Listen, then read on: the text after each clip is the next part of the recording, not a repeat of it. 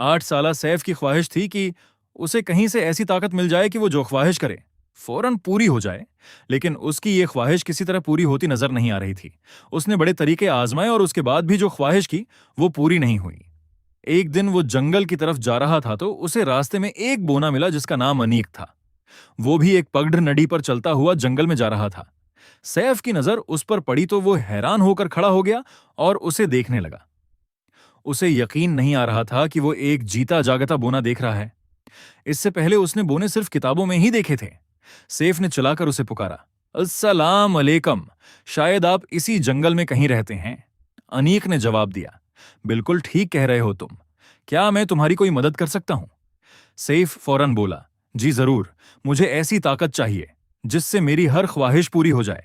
क्या इस सिलसिले में आप मेरी कोई मदद कर सकते हैं? अनीक बोला, नहीं, मैं ऐसा नहीं कर सकता, लेकिन मैं तुम्हें ऐसी जगह बता सकता हूं जहां पर तुम्हारा यह मसला हल हो जाएगा। तुम्हें उसके लिए जंगल के बिल्कुल दरमियान में जाना होगा, जहां एक चट्टान पर छोटा सा तालाब है जो सरगोशियां भी करता है।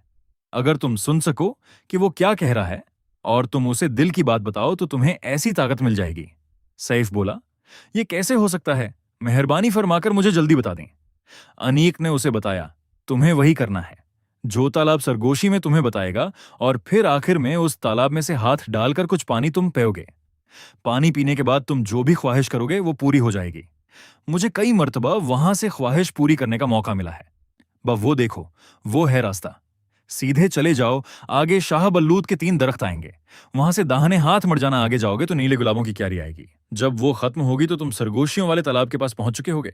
सैफ तो फौरन जोश में आ गया। वो तेजी से वहां से रवाना हो गया। जोश से उसकी टांगें कांप रही थीं। वो शाह बल्लूद के दरख्तों के करीब से दाहिने बढ़ा तो आगे जाकर नीले गुलाबों की क्यारी थी। वो सीधा चलता रहा और आखिर वहां पहुंच गया जहां सरगोशियों वाला तालाब था। वो बड़ी अजीब सी जगह थी और एक चट्टान पर छोटा सा तालाब बना हुआ था और उसका पानी मुसलसल खोल रहा था। सैफ ने सोचा, वाकई ये तो सचमुच जादू का ही लग रहा है। उसने आगे बढ़कर छोटे से तालाब में झांक कर गौर से देखा तो उसे अपना चेहरा नजर आया जो हिलते हुए पानी से थरथरा रहा था। उसने अपना कान खोलत हुए पानी के करीब करके सुनने की कोशिश की तो उसे सरगोशी सुनाई दी, जैसे कोई कह रहा हो, मुझे इतनी मर्तबा हिलाओ जितने एक दिन और एक रात में घंटे होते हैं। हिलाओ, हिलाओ। सैफ ने एक लकड़ी ली और पानी में डालकर उसे 24 मर्तबा हिलाया।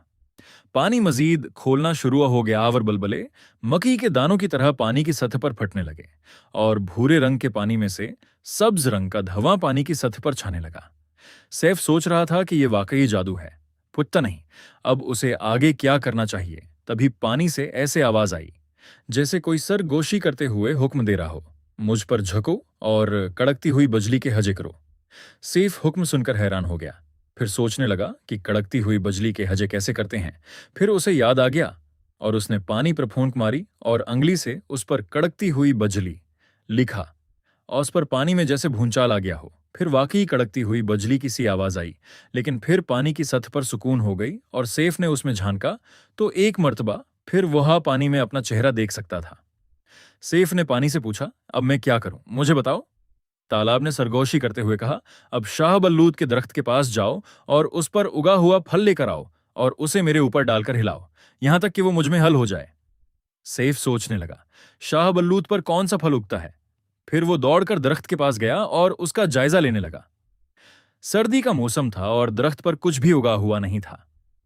सिर्फ बटनों जैसी चीजें तने के साथ लगी हुई थीं। सैफ ने सोचा, शाह बलूद के सेब। उसने एक बटन और सेब नमा चीज दरख्त से तोड़ी और भागता हुआ तालाब के नजदीक पहुंच गया। उसे याद आया कि उसने कहीं पढ़ा था कि सेब नुमाया चीज दरअसल शाहबलूत पर उगने वाले फल नहीं, बल्कि ये एक बॉटी होती है जिसे तुका कहते हैं, जो शाहबलूत पर उगती है। वो दौड़ता हुआ वापस शाहबलूत के पास पहुंचा और उसके नीचे देखने लगा तो उसे दरख्त से गिरा हुआ एक तका नजर आ गया। वो बहुत खुश हुआ। उसने तका उठा या और भागम भाग तालाब के पास आया। उसने उसको पानी में गिराया और भूरे रंग के पानी को लकड़ी से हिलाने लगा। जल्दी ही वो पानी में हल हो गया। वो बड़बड़ाया, मुझे तो मालूम ही नहीं था कि ये पानी में हल भी हो सकता है। वाकई ये जादू का तालाब है। पानी का रंग एकदम सब्ज हो गया और चमकने लगा। तभी तालाब में से ऐसे आवाज आई जैसे दरख्तों के पत्तों से तेज हुआ गुजरी हो। अब 7 को 7 से ज़र्ब दो और जो जवाब आए, अतनी बार मेरे इर्द-गिर्द चक्कर लगाओ। सैफ ने हिदायत सुनी तो फौरन चक्कर लगाने लगा, लेकिन फिर उसने सोचा कि 7 को 7 ज़र्ब दें तो कितनी बार घूमना पड़ेगा। उसे एहसास हुआ कि उसने कभी अच्छे तरीके से पहाड़े या दही नहीं कहे थे। 7 ज़र्ब 7, वो हाँ, ये ज़रूर 52 होंगे। अपनी तरफ से सही गुनकर चक्कर लगाते हुए सैफ ने तालाब के गर्द 52 चक्कर काटे। हालांकि उसे 49 चक्कर लगाने चाहिए थे। जब 7 चक्कर पूरे हुए तो पानी का रंग नीला हो गया। 14वें चक्कर पर यह पहला हो गया। 21वें चक्कर पर उसका रंग सरख हो गया। 28वें पर जामनी, 35वें पर सुनहरी और 42वें पर पानी किसी हीरे की तरह चमकने लगा और 49वें पर चांदी जैसे रंग के बलबले पानी में बनने लगे।